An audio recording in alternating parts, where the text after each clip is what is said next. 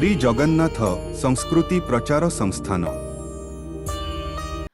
ହରିକଥା କାହା ପାଇଁ ଲାଭଦାୟୀ? ପୂର୍ବଜନ୍ମର ସଞ୍ଚିତ ପୁଣ୍ୟ ତଥା ଭଗବାନଙ୍କର ଅପାର କରୁଣା ହେଲେ ମନୁଷ୍ୟ ହରିକଥା ଶୁଣିବାର ପରମ ସୌଭାଗ୍ୟ ପ୍ରାପ୍ତ ହୋଇଥାଏ। ଯଦି କେବେ ଏହି ଭଗବାନଙ୍କ ଚରିତ କେଉଁ ସାଧୁ ବୈଷ୍ଣବଙ୍କ ମୁଖରୁ ଶୁଣିବାକୁ ମିଳେ, ତେବେ ଆନନ୍ଦ ହିଁ ଆନନ୍ଦ। ଏହାକୁ କଦାପି ହାତଛଡ଼ା କରିବା ଉଚିତ ନୁହେଁ, କାରଣ ଏହି ସଂସାରରେ ସବୁକିଛି ସୁଲଭ, କିନ୍ତୁ ହରିକଥା ସୁଦୁର୍ଲଭ। ବିଶେଷ କରି କଳିଯୁଗରେ ହରିକଥା କ୍ୱଚିତ ଶୁଣିବାକୁ ମିଳିଥାଏ।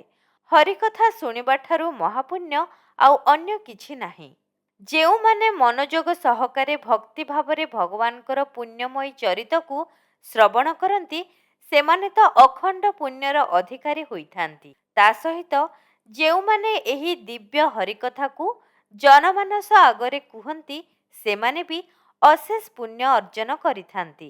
କଳିଯୁଗରେ ମନୁଷ୍ୟ ସବୁ କଥା କହେ, କିନ୍ତୁ ହରିନାମ କହେ ନାହିଁ। ଏହା ହିଁ ହେଉଛି କଳିଯୁଗର ବଡ଼ ଦୁର୍ଗୁଣ। ହରିକଥା କହିବା ବା ପରିବେଷଣ କରିବା ଠାରୁ ବଡ଼ ଯଜ୍ଞ ଜଗତରେ ଅନ୍ୟ କିଛି ନାହିଁ। ଏହା ହେଉଛି ସର୍ବଶ୍ରେଷ୍ଠ ଜ୍ଞାନ ଯଜ୍ଞ। କେବଳ ଏତିକି ନୁହେଁ, ଶ୍ରୋତାମାନଙ୍କ ମଧ୍ୟରେ ଯେଉଁମାନେ ଭଗବାନଙ୍କ କଥାରେ ବିଶେଷ ରୁଚି ରଖି ବକ୍ତାଙ୍କୁ ଭଗବତ ସମ୍ବନ୍ଧୀୟ ପ୍ରଶ୍ନ ପଚାରିଥାନ୍ତି, ସେମାନେ ବି ଅନନ୍ତ ପୁଣ୍ୟ ଲାଭ କରିଥାନ୍ତି। ଅର୍ଥାତ୍ ହରିକଥା ଶ୍ରବଣ କରିବାରେ ତିନି ଜଣଙ୍କର ବିଶେଷ ଭୂମିକା ରହିଥାଏ: ବକ୍ତା, ଶ୍ରୋତା ଓ ପ୍ରଶ୍ନକର୍ତ୍ତା। ଏହି ତିନି ଜଣଙ୍କର ଭାଗ୍ୟକୁ କିଏ ବା କଳନା କରିପାରିବ? ଭଗବାନଙ୍କର କଥା ଶ୍ରବଣ କରିବା, କହିବା ଓ ଜିଜ୍ଞାସା କରିବା ଫଳରେ ମନୁଷ୍ୟର ଅନନ୍ତ ଜନ୍ମର କଳୁଷ କ୍ଷଣକରେ ନାଶ ହୋଇଯାଇଥାଏ।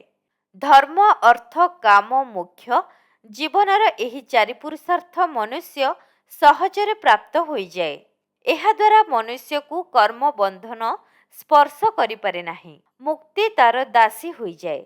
କଳିଯୁଗରେ ହରିକଥା ହେଉଛନ୍ତି ସବୁଠାରୁ ବଡ଼ ଜ୍ଞାନ ଯଜ୍ଞ। ଏହାକୁ ସମସ୍ତେ ଆହରଣ ବା ଆତ୍ମସ୍ଥ କରିବା ଉଚିତ। ସେଥିପାଇଁ ଭାଗବତରେ କୁହାଗଲା, ଶ୍ରୋତା ବକ୍ତା ଯେ ପଚାରେ, ଏ ତିନି ଜଣ ଯାଆନ୍ତି ତରି। ଜୟ ଶ୍ରୀ ଜଗନ୍ନାଥ।